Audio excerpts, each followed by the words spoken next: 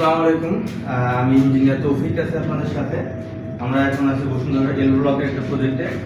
তো এখানে আমরা এখন এই যে গ্রিল ফিটিং হয়েছে এটা নিয়ে এসে কথা বলবো।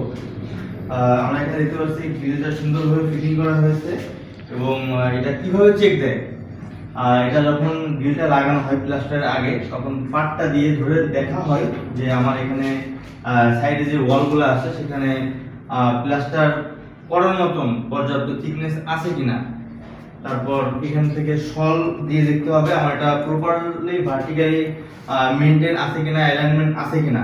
এটা যদি ঠিক না থাকে তাহলে আমাদের গ্রিলটা বাঁকা হয়ে যাবে, অর্থাৎ একদিক থেকে বের হয়ে আসবে একদিক থেকে ঢুকে যাবে, যেটা দেখতে খুবই বিচ্ছিরি লাগবে।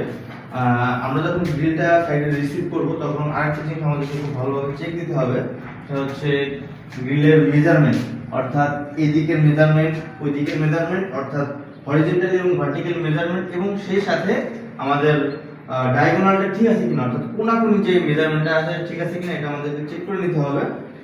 তারপর গ্রিলের যখন যেখানে জয়েন্ট আছে এই জয়েন্টটা ঠিক মতো আছে কিনা, কোথাও ফাঁকা আছে কিনা, এগুলো দেখে নিতে হবে।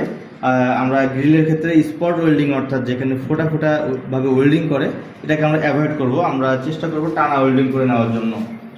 তো এখানে যখন গ্রিলটা ফিক্স করা হয়েছে এবং তারপরে এটাকে প্লাস্টার করে ফাইনাল টাচ দেওয়া হয়েছে, আমরা এখানে দেখতে পাচ্ছি একটা বিট রাখা হয়েছে এবং এই বিটটা রাখার উদ্দেশ্য হচ্ছে আমাদের যখন বৃষ্টি হবে এটা সিস্টা, অর্থাৎ ছিটা ফোটা যে বৃষ্টিটা বাতাসের মাধ্যমে প্রবেশ করে এটার জন্য আসতে না পারে, সেটার জন্য এখানে একটা বিটের ব্যবস্থা করা হয়েছে।